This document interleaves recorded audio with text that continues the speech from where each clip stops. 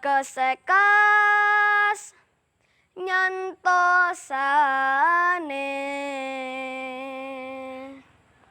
setya putya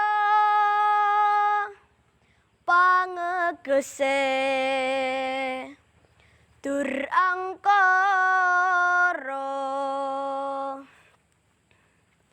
Assalamualaikum warahmatullahi wabarakatuh.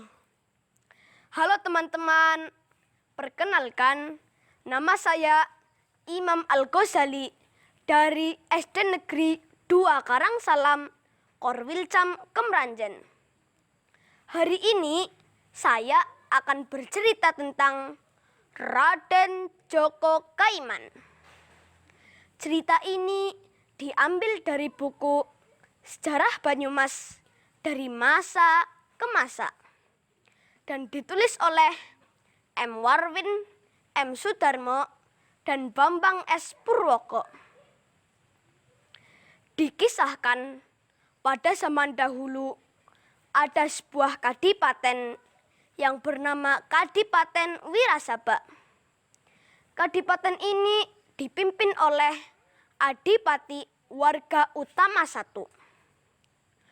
Adipati Wirasaba mempunyai beberapa putra dan seorang putra menantu yang bernama Raden Djoko Kaiman yang bersifat adil, pemberani, bijaksana, dan tidak serakah.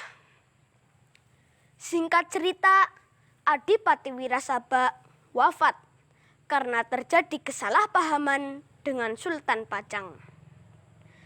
Setelah Adipati Wirasaba wafat, Sultan Pajang merasa sangat menyesal, sehingga Sultan Pajang memanggil putra-putra dari Adipati Wirasaba. Namun, putra kandung dari Adipati Wirasaba tidak ada yang berani menghadap Sultan Pajang. Mereka masih trauma atas peristiwa terbunuhnya ayah mereka. Djoko Kaiman, kami takut terjadi sesuatu kepada kami. Apa yang buat kalian takut, wahai saudaraku? Tidakkah kau ingat saat ayahanda dibunuh oleh mereka? Kami takut peristiwa itu terulang kembali. Baiklah saudaraku, biar saya saja yang menghadap Sultan Pajang. Kemudian Raden Djoko Kaiman pergi ke Kesultanan Pajang dengan naik kuda. Siap!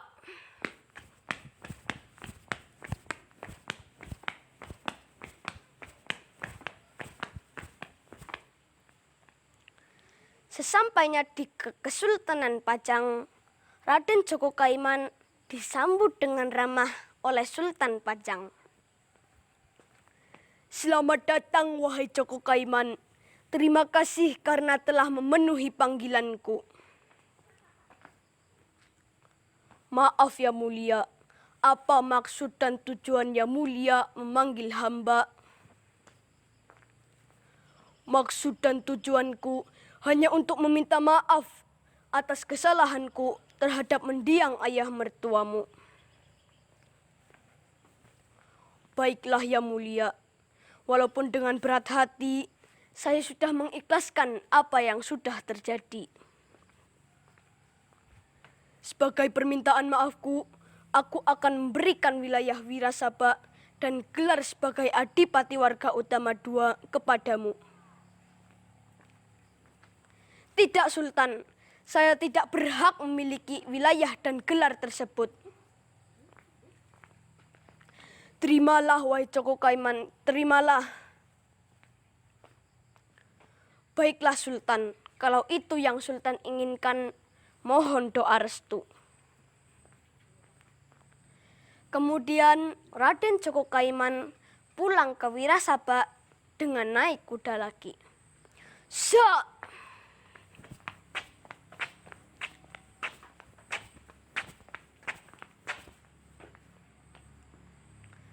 Sesampainya di Wirasaba, Raden Djoko Kaiman menceritakan pertemuannya dengan Sultan Pajang.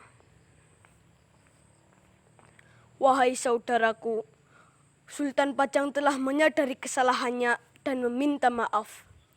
Sebagai permintaan maafnya, dia memberikan wilayah Wirasaba dan gelar sebagai Adipati Warga Utama II kepadaku. Lalu, apa yang akan kau lakukan, wahai Djoko Kaiman? Aku akan bagikan wilayah Wirasaba menjadi 4 bagian. Wilayah Banjar Petamburan aku serahkan kepadamu, Wiroyudo.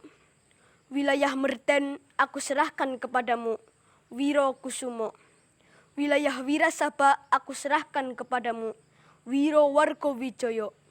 Sedangkan aku sendiri akan membabat hutan Mangli dan membuat pemerintahan yang baru di mana tempat aku dilahirkan dan dididik. Atas pembagian wilayah tersebut, Raden Djoko Kaiman terkenal dengan sebutan Adipati Merapat, yang artinya adipati yang membagikan wilayah menjadi 4 bagian.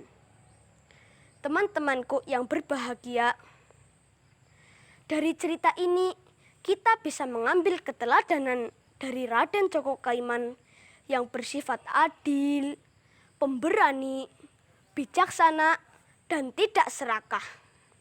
Semoga kita selalu mau untuk menggali ilmu dengan membaca. Karena kunci dari ilmu adalah membaca. Dan dengan ilmu kita bisa mengetahui dunia. Cukup sekian yang dapat saya sampaikan. Wassalamualaikum warahmatullahi wabarakatuh.